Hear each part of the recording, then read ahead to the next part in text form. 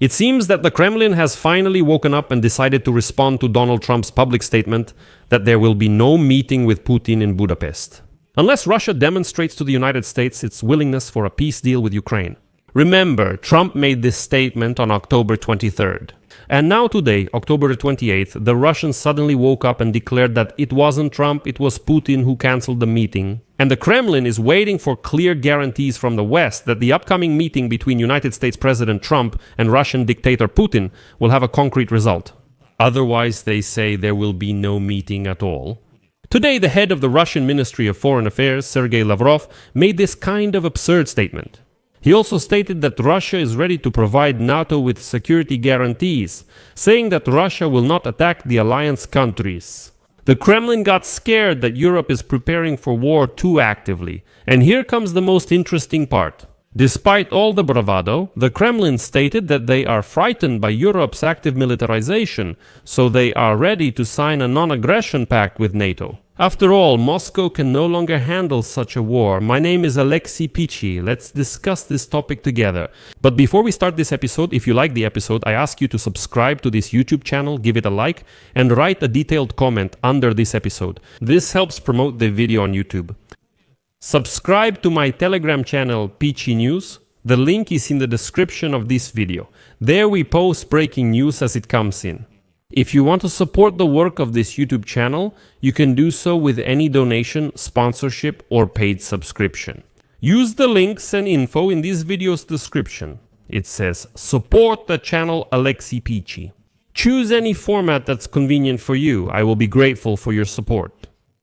Today in Moscow, they unexpectedly said they want clear guarantees from the West that the upcoming meeting between United States President Donald Trump and Russian dictator Vladimir Putin will yield concrete results. This was stated by Russian Foreign Minister Sergei Lavrov.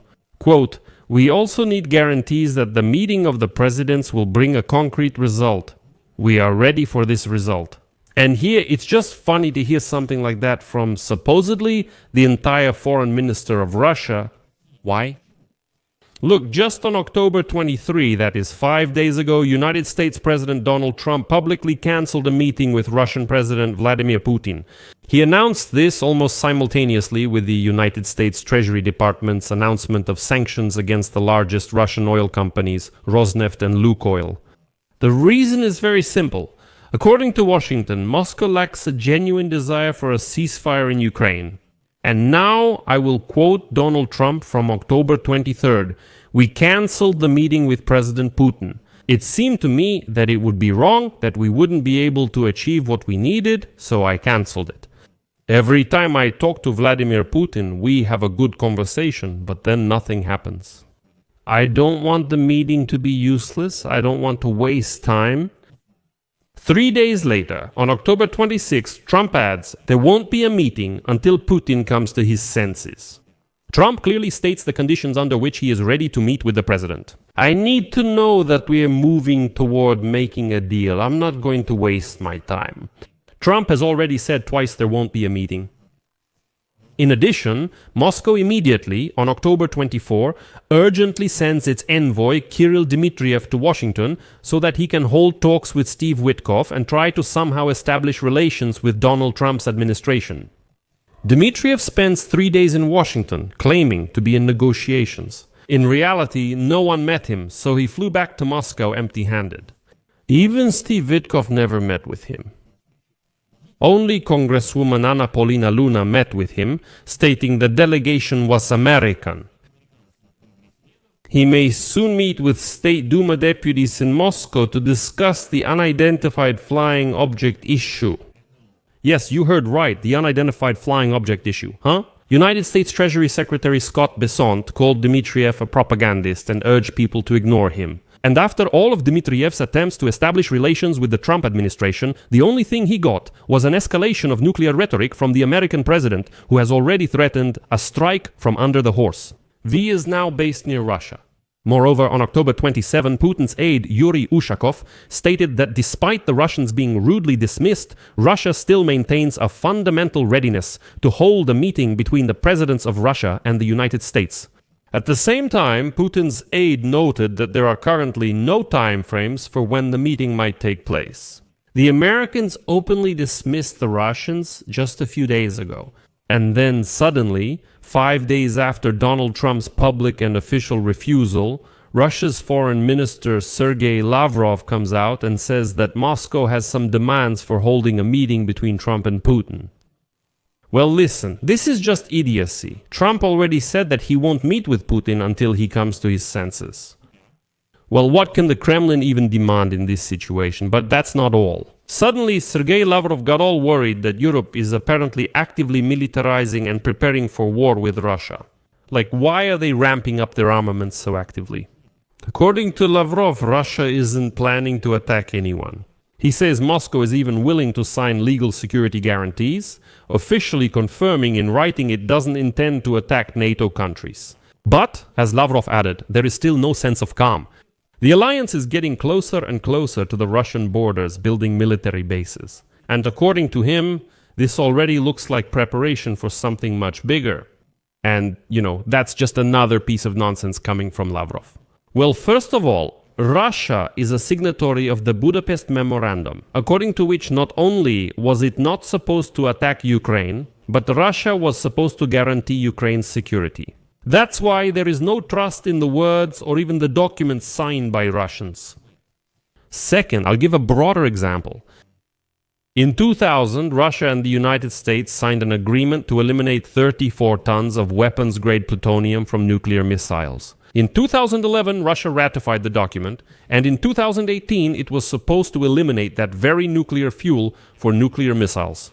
34 tons. But in 2016, Putin stated that the West must lift all sanctions from Russia for starting the war against Ukraine in 2014 and for the annexation of Crimea. And supposedly, the West is even obligated to pay Russia compensation for these sanctions.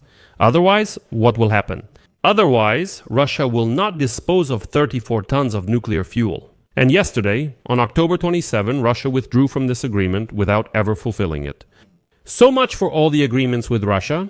And thirdly, this very Lavrov, just a few days before the full-scale attack on Ukraine in 2022, assured that Russia was not going to attack Ukraine.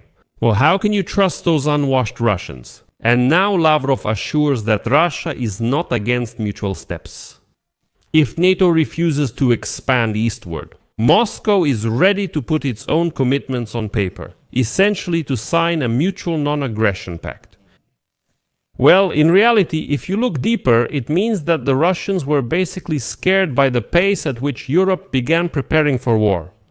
I'll give just one example. After Russia violated the airspace of northern European countries several times in September with its drones and fighter jets, what did Finland and Sweden, who joined NATO not so long ago, do? That's right. They immediately deployed 2 brigades of their armed forces to Lapland, closer to the border with Russia, and made it clear that they were ready to strike the Russians if they didn't calm down.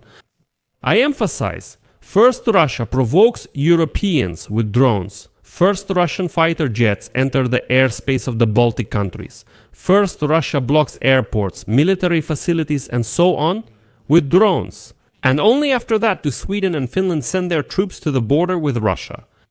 But Lavrov says that it's all happening the other way around, that it's the Europeans themselves who are building some bases. Russia begins to actively expand the Leningrad military district, and after that the Europeans also start building military bases on their side of the border. Lavrov says no, it was the reverse, the Europeans first, then us Russians. But I'm not even mentioning the multi-billion-dollar rearmament programs in Europe and the restart of the defense industry, which wouldn't have happened if Russia hadn't started the war against Ukraine.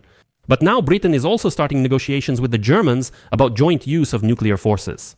And the Russians got scared because they thought Europe would stand on tiptoe and say, "Oh, sorry, please, let's just make sure there's no war." Kirill Dmitriev, back from Washington, said Russia is ready to negotiate with Ukraine and the United States. Quote, "Russia is ready to offer Ukraine real security guarantees if there is any willingness for dialogue. Russia to provide us security guarantees." This is a joke, really. We've already seen a new Budapest Memorandum. Second, Russia, which has been at war with Ukraine for over 10 years, will provide us security guarantees. Well, we can state that Trump's tactics apparently worked. When Russia starts being ignored and at the same time NATO is demonstratively strengthening, Russians start to get scared. I'll leave it at that. Share your opinions and conclusions in the comments under this episode. Subscribe to the channel, hit the bell, and don't forget to like. That's all for now. Take care. Bye.